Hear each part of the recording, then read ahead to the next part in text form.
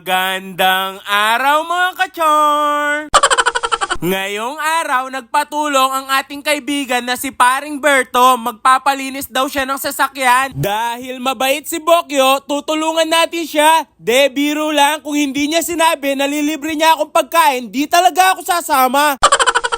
Dito pala tayo kakain at magpapalinis ng sasakyan sa Top End Grill Wash and Dine Unlimited Samgyupsal. Ang dami pala nila ditong ino-offer ng mga Korean dishes. Merong bulgogi, merong sapsuy, ay japchae pala yon. Ayan pala ang kanilang side dish na di naman namin kinain kaya ito ay napanis. Chor! Tara, samahan nyo muna si Bokyo magluto ng kanilang kakainin. Ito yung pinakaayaw ko. Kakain ka na sa labas, magluluto ka pa, ba't di ka na lang sa bahay? Kasama mo pa ang iyong pamilya. Oo!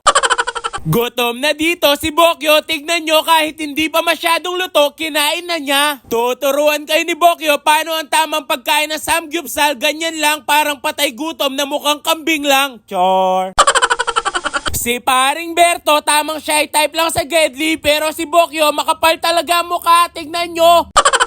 Mag-additional ka lang pala ng 35 pesos, unlimited cheese na. Ayan, buti na lang dumating na ang mga pritong manok. Unang titikim si Paring Berto, sinubo niya, mainit-init pa. Ayan naman si Bokyo, linagyan niya ng cheese. Sabay subo, buti na lang di siya mainit.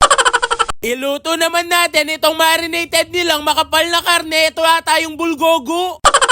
Tikman na natin yung ating linuto. Napaka-solid. Finaloa mo pa ng pork samgyupsal na linagyan mo ng cheese. Subo lang na subo, Bokyo. Huwag kang hihinto. Sulitin mo yung binayad mo. Ay hindi ka naman pala nagbayad. Nagpalibre ka lang. Buraot ka talaga. Chor!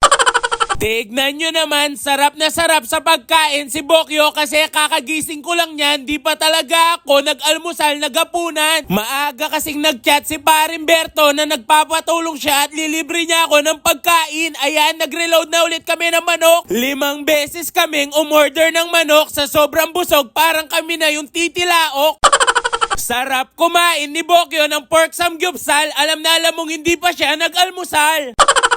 Dito, nagsabi na si Paring Berto na di na niya kaya, kaso lang ang dami pa naming tira, magbabayad kami ng leftover. Kaya kailangan kong kainin lahat ng aming niluto. Kala mo talaga napilitan, gustong-gustong kainin naman talaga lahat.